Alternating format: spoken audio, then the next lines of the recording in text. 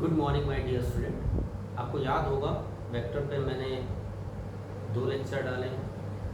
उसी सीरीज़ में हम आगे एक नेक्स्ट और लेक्चर डालते हैं। हमने कुछ बेसिक इंट्रोडक्शन पार्ट बताया था, जिसमें हमने एक लास्ट पे हमने डिस्कस किया था addition and subtraction of a vector. इसी में एक बहुत ही इंपॉर्टेंट पॉइंट हमारा आता है, that is the zero vector. तो पहले हम let us discuss about zero vector. तो यहाँ पे हम एक बात करते हैं, zero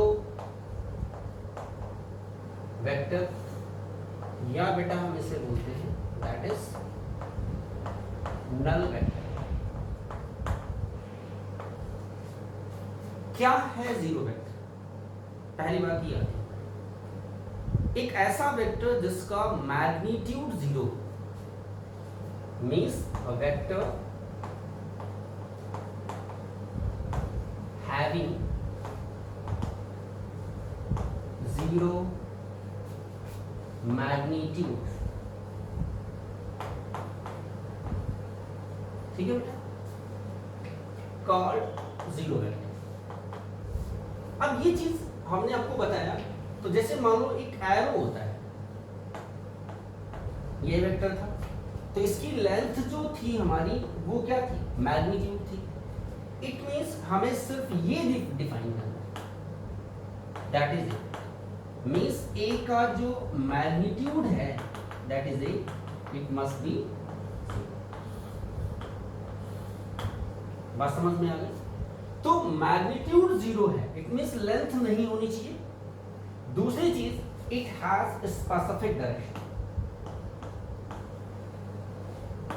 specific, it has no specific direction, no specific direction। जैसे मान लो पॉइंट ले लें हम, पॉइंट का अपना कोई डायरेक्शन तो नहीं हो सकता, तो जैसे हम इसे कहते हैं ऑर्बिटरी। ऑर्बिटरी तो थोड़ा सा मैं इलस्ट्रेट करता हूं, यहां पे ध्यान देना, इलस्ट्रेशन।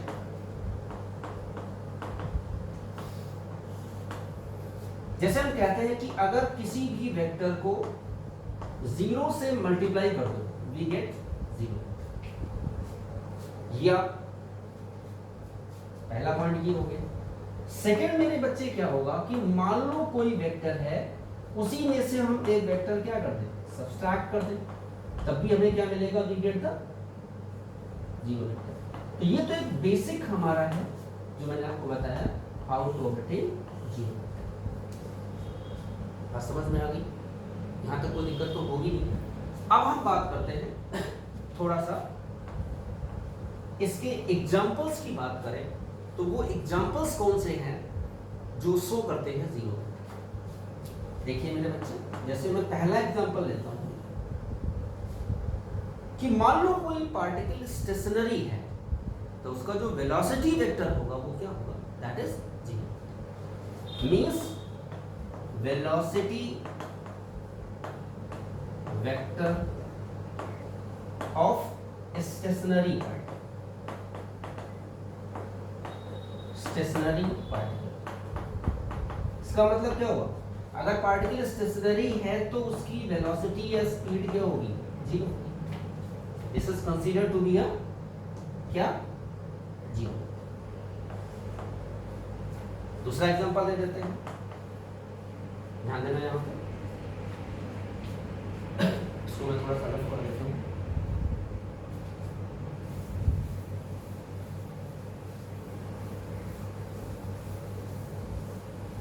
देखिए मेरे बच्चे, सेकंड एग्जांपल क्या है इसका?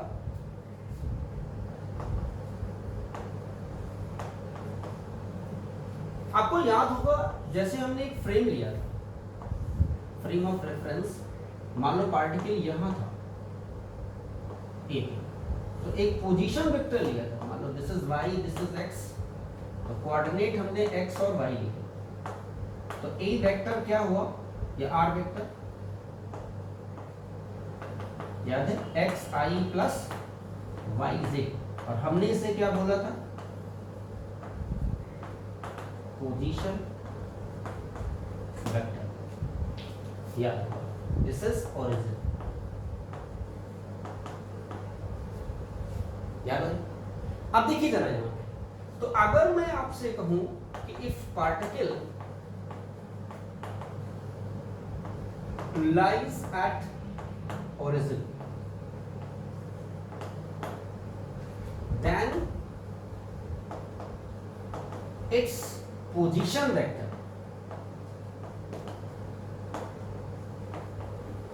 जो r वेक्टर होगा हमारा वो जीरो वेक्टर। क्यों? क्योंकि r का जो मैग्नीट्यूड होगा वो zero, it is because of x zero और y जीरो। कहां पे?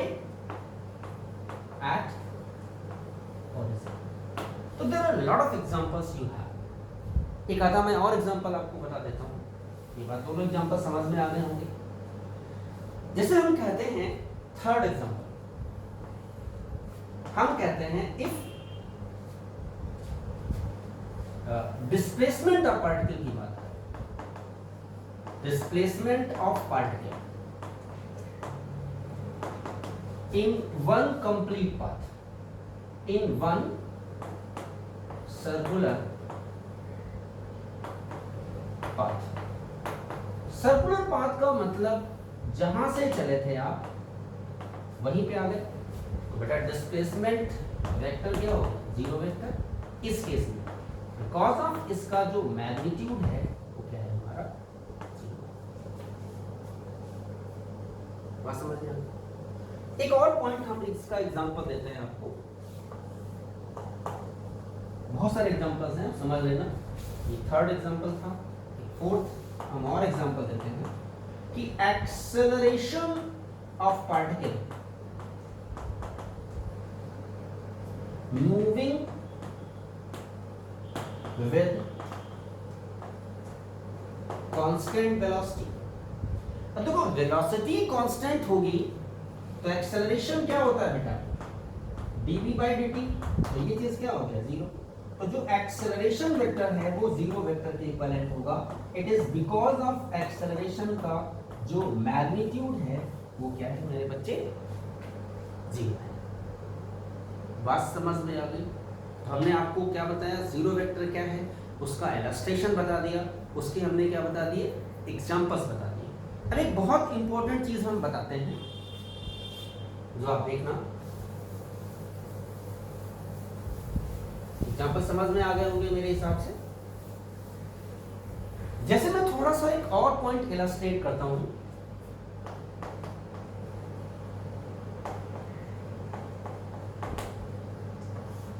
मान लो किसी भी वेक्टर को हम जीरो वेक्टर, किसी भी वेक्टर से जीरो वेक्टर को सब्सट्रैक्ट कर दें, क्या फर्क पड़ेगा?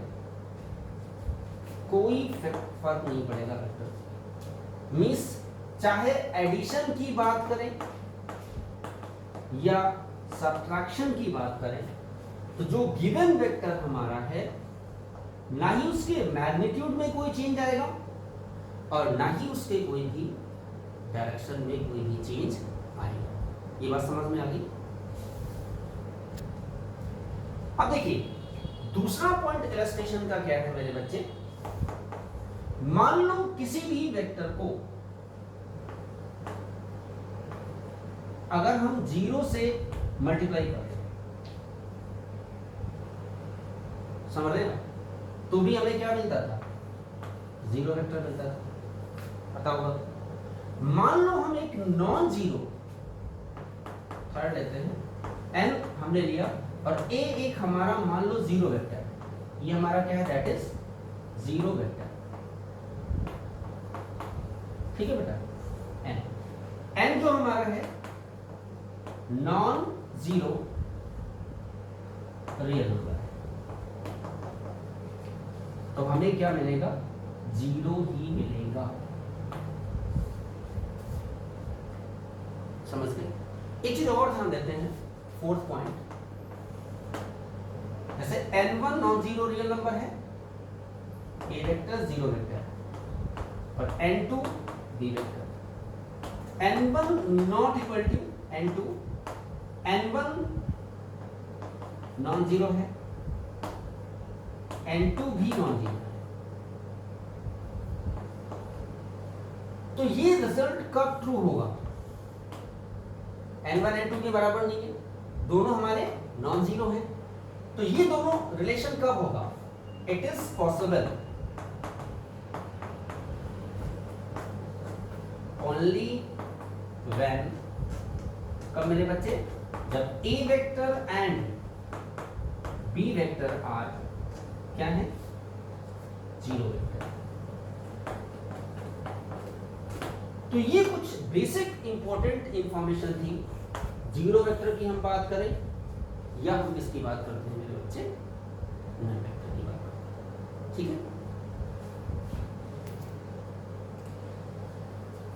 देखिए मेरे बच्चों, हमने एडिशन की बात की, सब्ट्रैक्शन की बात की। अब हम बात करते हैं मल्टीप्लिकेशन, प्रोडक्ट की बात कर रहे हैं। मान लो दो वेक्टर हैं जिनको हम आपस में क्या करते हैं? मल्टीप्लाई करते हैं, तो डेफिनेटली हमें कुछ प्रोडक्ट मिलेगा। अब ये प्रोडक्ट हमारा दो तरीके का होगा, ध्यान देना। जो प्रोडक्ट होता है वो दो तरीके का है हमारा। एक हमारा होता है स्केलर प्रोडक्ट, या हम इसे एक नाम और देते हैं, दैट इज डॉट प्रोडक्ट। और दूसरा जो मेरे बच्चे है जो प्रोडक्ट मिलेगा हमारा, दैट इज वेक्टर प्रोडक्ट, या हम इसे मेरे बच्चे बोलते हैं दैट इज क्रॉस प्रोडक्ट।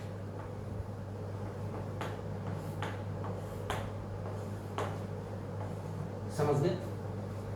इन दोनों में बेसिक डिफरेंस क्या है?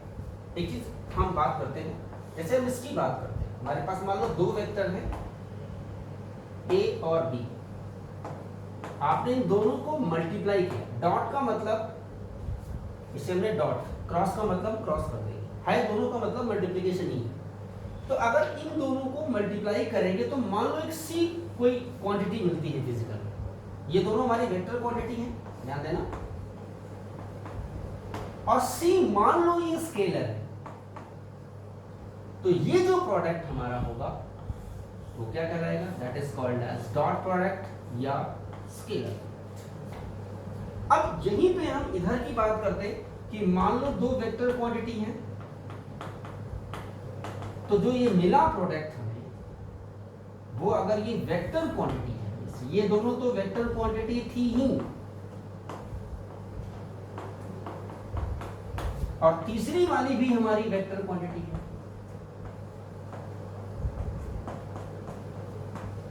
बात समझ में आ रही? तो ये जो प्रोडक्ट हमारा होगा, ये वाला प्रोडक्ट मेरे बच्चे, वो क्या होगा? दैट इज क्रॉस प्रोडक्ट या वेक्टर। तो क्रॉस को हम इससे, और डॉट को, this is indicated by dot, और ये जो पॉइंट आप देख रहे हो दैट इज क्रॉस। तो हम एक एक पॉइंट लेके डिस्कस करेंगे काफी डिटेल में कि इन फैक्ट डॉट प्रोडक्ट क्या है और क्रॉस प्रोडक्ट क्या है। समझ गए मेरे बच्चे? तो सबसे पहले हम बात करते हैं स्केलर प्रोडक्ट या डॉट प्रोडक्ट की हम बात करें।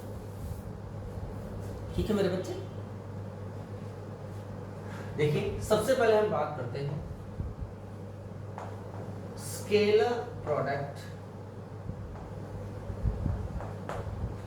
या dot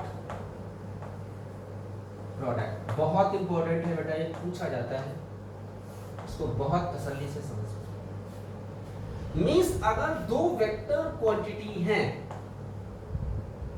vector 1 and vector quantity 2, और इनका प्रोडक्ट क्या है? स्केलर है, तो हम कहते हैं that is called as scalar product या डॉट प्रोडक्ट। अब जैसे इसके बहुत सारे मैं आपको एग्जांपल्स देता हूं, आपको समझ में आ जाएगा ज्यादा अच्छी तरीके से। जैसे फोर्स वेक्टर है, आप सभी जानते हैं, और डिस्प्लेसमेंट ये भी मेरे बच्चे क्या है, वेक्टर क्वांटिटी। लेकिन अगर इन दोनों का हम प्रोडक्ट करें तो हमें एक नई क्वांटिटी मिलती है, वर्क। और वर्क हमारी क्या है बेटा, that is scalar quantity. That is what मेरे बच्चे, स्केलर क्वांटिटी। अब ऐसे there are lot of examples you have. Second हम जब बात करते हैं, जैसे पावर की बात करें, पावर स्केलर है और ये क्या होता है हमारा, फोर्स इनटू वेलोसिटी। एफ क्या है मेरे बच्चे, फोर्स, वी क्या है, वेलोसिटी। ये दोनों हमारी वेक्टर है और ये हमारी क्या है, दैट इज स्केलर। तो दोनों एग्जांपल्स किसके हुए, this is the examples of the scalar product या डॉट प्रोडक्ट। ऐसे और भी एग्जांपल्स हैं, जैसे थर्ड हम लेते हैं, फाई, ये हमारा है इलेक्ट्रिक फ्लक्स, फाई ई मान लेते हैं, और ये हमारा होता है E इंटू एस। एस क्या है, सरफेस एरिया, वेक्टर क्वांटिटी है। इलेक्ट्रिक फ्लक्स क्या होता है बेटा, स्केलर होता है। और E जो हमारा है, इसे हम बोलते हैं intensity of electric field. E क्या है मेरे बच्चे, इंटेंसिटी ऑफ इलेक्ट्रिक फील्ड। ये दोनों हमारे वेक्टर हैं और ये हमारा क्या है, इनका प्रोडक्ट स्केलर क्वांटिटी। एक और एग्जांपल हम देते हैं, जैसे ये आगे पढ़ेंगे आप। जैसे मैं आपको एग्जांपल देता हूं मेरे बच्चे, मैग्नेटिक फ्लक्स, ये भी स्केलर है हमारा, मैग्नेटिक फ्लक्स। ये हमारा होता है B इंटू ए, एरिया, ए एरिया, ठीक है मेरे बच्चे। और B जो हमारा है, इसे हम बोलते हैं इंटेंसिटी ऑफ मैग्नेटिक फील्ड। सभी जानते हैं मैग्नेटिक फील्ड, इलेक्ट्रिक फील्ड, आप सभी जानते हैं। तो ये सारे के सारे जो हम एग्जांपल्स आपको दे रहे हैं, these examples are related to the, इससे मेरे बच्चे, स्केलर प्रोडक्ट या डॉट प्रोडक्ट। तो स्केलर प्रोडक्ट या डॉट प्रोडक्ट क्या होता है, ये चीज मैंने डिस्कस कर ली। इसके एग्जांपल्स के थ्रू हमने इसको क्या किया, एक्सप्लेन किया। अब हम इसके बारे में काफी डिटेल स्टडी करेंगे।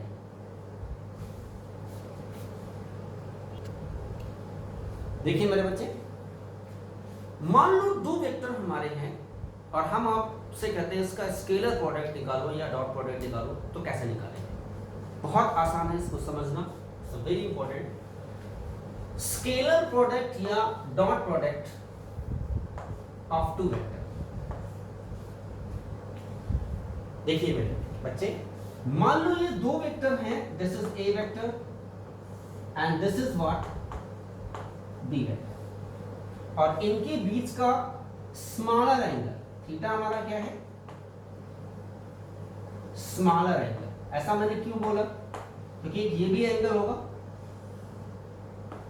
थीटा डैश, और थीटा डैश बड़ा है थीटा से। तो इन दोनों का जो स्केलर प्रोडक्ट होगा, ध्यान देना यहां पे, scalar product of A vector and B vector, A vector dot B vector, ये जानते हो किसके बराबर होता है, कि product of magnitude of A vector and B vector। Means A vector का मैग्नीट्यूड आप जानते हैं और B वेक्टर का मैग्नीट्यूड ये है। मींस इनका मैग्नीट्यूड का product of magnitude of A vector B vector and cosine smaller angle, larger नहीं, स्मॉलर एंगल बिटवीन देम। तो मेरे बच्चे क्या रिजल्ट मिला, A dot B can be written as AB cos theta, not theta dash। तो ये हमारा जो है, ये क्या है, this is the scalar product of two vector. अब मैं थोड़ा सा इसको एक्सप्लेन करूंगा। देखिए मेरे बच्चे, जैसे एक छोटा सा एग्जांपल देता हूं कि ये हमारा ए वेक्टर है and this is B vector. अब मान लो हम यहां से एक परपेंडिकुलर डाल दें, ये एंगल क्या है, थीटा। तो ये वैल्यू क्या होगी, ये 90 है, हमें ये डिस्टेंस चाहिए, क्या आएगी, देखिए राइट एंगल ट्रायंगल ले तो बेस अपॉन हाइपो, अगर हम इसको x मान लें तो बेस अपॉन हाइपो क्या होता है, cos थीटा। तो x किसके बराबर होगा, a cos थीटा। बात समझ में आ गई। अब देखिए जरा, तो ये जो पॉइंट हमारा हुआ तो x की जगह क्या होगा, that is a cos theta. ठीक है, तो अब जरा देखिए कि b vector dot a vector B A cos theta, इसको क्या लिख सकते हैं। तो यहां से देखो एक बहुत इंपॉर्टेंट चीज निकल रही है, जो आप देखिए कि दो वेक्टर का स्केलर प्रोडक्ट क्या होगा, प्रोडक्ट ऑफ, ये क्या है, बोलिए मेरे बच्चे, product of magnitude of B vector, और ये क्या है, ए का कंपोनेंट बी के डायरेक्शन में एंड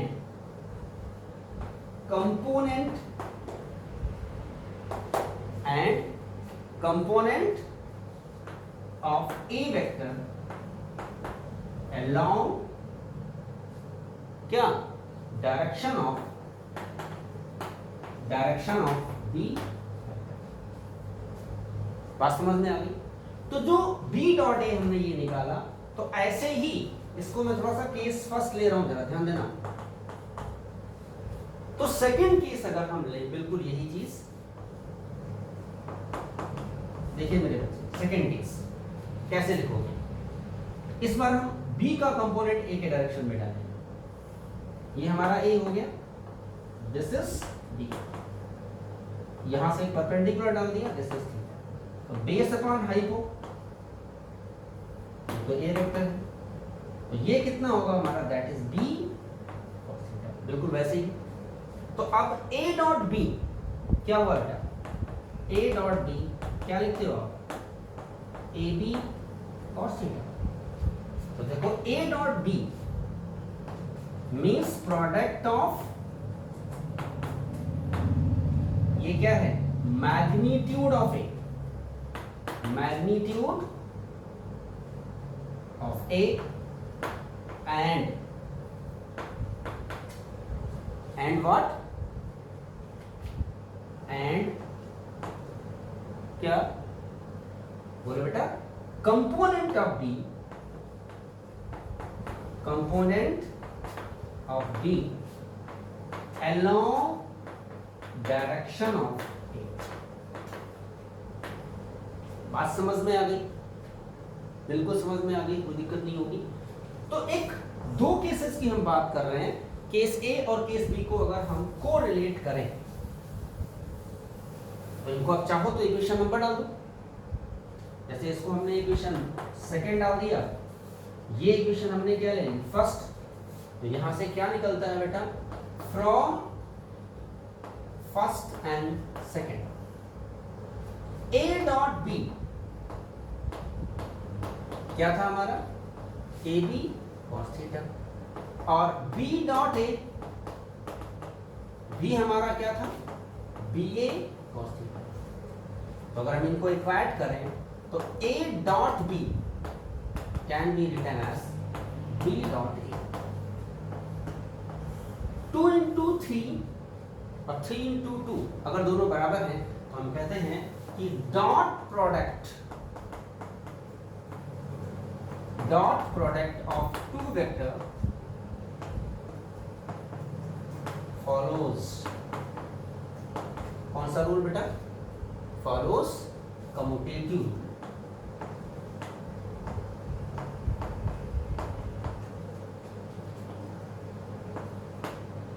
क्या ये बात समझ में आ गई? ये बात समझ में आ गई? ठीक है, तो ये तो हमने बेसिक एक इंट्रोडक्टरी पार्ट बताया कि dot product of two vector होता क्या है। एक बहुत इंपॉर्टेंट चीज है मेरे बच्चे कि प्रॉपर्टीज ऑफ डॉट प्रोडक्ट है क्या। सबसे ज्यादा इन्हीं का इस्तेमाल होता है न्यूमेरिकल्स के लिए। मैं एक एक प्रॉपर्टी को यहाँ पे एक्सप्लेन करता हूँ। सबसे पहले हम बात करते हैं फर्स्ट प्रॉपर्टी कि मान लो दो वेक्टर पैरेलल हैं, तो इनके बीच का एंगल क्या होगा? 0। तो इनका डॉट प्रोडक्ट क्या होगा? A dot B, A B और cos 0। cos 0 की वैल्यू क्या होती है? 1। तो आप कह सकते हो ये किसके बराबर होगा? A. Means magnitude of A vector and B vector. कब? जब दोनों वेक्टर्स क्या हैं? पैरेलल है। दूसरी चीज अगर हम बात करते हैं, मान लो दोनों वेक्टर्स हमारे एंटी पैरेलल हो, तो थीटा क्या होगा बेटा? 180 और cos 180 जो होता है वो होता है -1। समझ में आ रहा है? तो A dot B can be written as AB minus. बात समझ में आ रही है? कोई दिक्कत तो नहीं है? डाउट हो तो आप कंसल्ट कर सकते हैं। तीसरी जो प्रॉपर्टी है मेरे बच्चे, दैट इज थर्ड वन। अगर मैं आपसे कहता हूं कि dot product of unit vector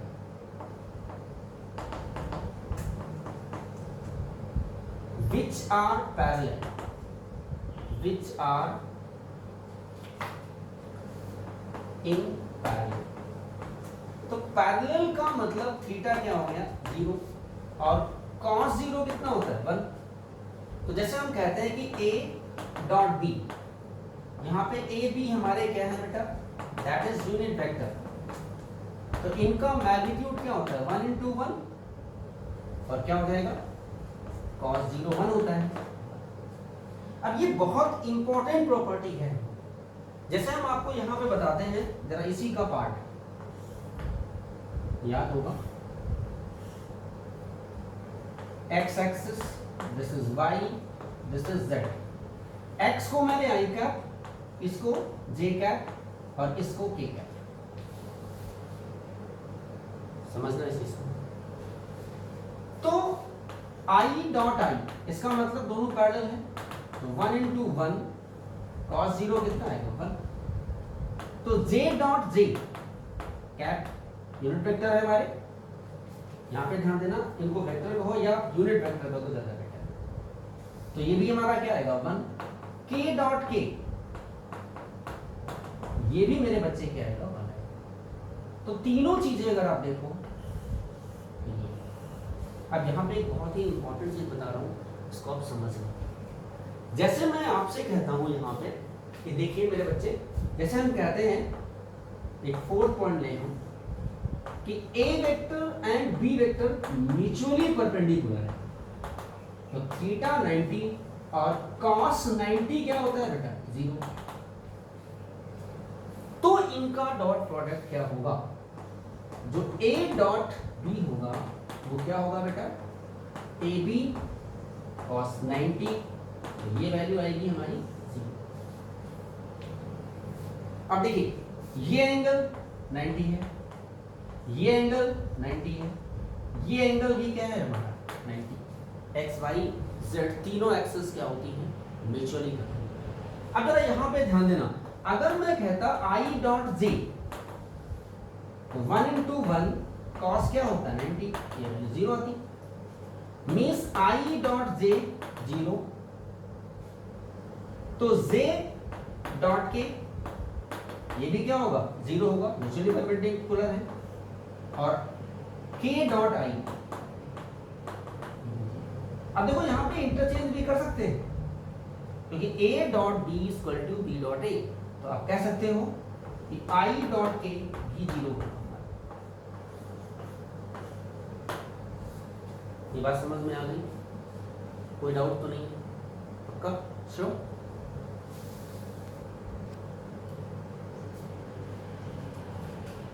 बहुत इंपॉर्टेंट चीज है बेटा, एक पॉइंट और हम बता देते हैं यहाँ पे, तो समझना आप। जैसे हम कहते हैं कि मान लो कोई भी वेक्टर है और उसी वेक्टर के साथ उसका डॉट प्रोडक्ट क्या होगा, means dot product of a vector by itself. ध्यान देना यहाँ पे एक और प्रॉपर्टी है हमारी, dot product of a vector by itself means a vector dot of a vector। अब यहाँ पे समझना, तो a into a इन दोनों का प्रोडक्ट, लेकिन cos क्या होगा, 0, क्योंकि किसी भी वेक्टर का उसी वेक्टर के साथ डायरेक्शन तो वही होगा ना, समझ रहे हैं। तो आप कह सकते हो ये तो हमारा क्या हो गया 1, तो a डॉट a वो होगा इसके मैग्नीट्यूड के स्क्वायर। ठीक है, बात समझ में आ रही। अच्छा एक चीज और ध्यान दो कि मान लो कोई ए वेक्टर और दूसरा लैम्डा इंटू ए वेक्टर है, लैम्डा एक नॉन जीरो रियल नंबर है, ठीक है मेरे बच्चे। तो क्या फर्क होगा कि लैम्डा को तो बाहर कर लेंगे और ए डॉट ए तो क्या लिख सकते हैं, lambda into A, that clear. ठीक है, तो बेटा आज हमने आपको जो डिस्कस किया उसमें हमने नल वेक्टर क्या है ये डिस्कस किया, और एक बहुत इंपॉर्टेंट चीज जो डिस्कस की हमने वो डिस्कस की कि प्रोडक्ट ऑफ टू वेक्टर्स दो तरीके के बताए, स्केलर प्रोडक्ट और वेक्टर प्रोडक्ट, और हमने डिटेल में जो डिस्कस किया वो स्केलर प्रोडक्ट या डॉट प्रोडक्ट। अब इसमें काफ़ी कुछ बचा हुआ जो हम नेक्स्ट लेक्चर में डिस्कस करेंगे। तक के लिए हैव अ नाइस डे।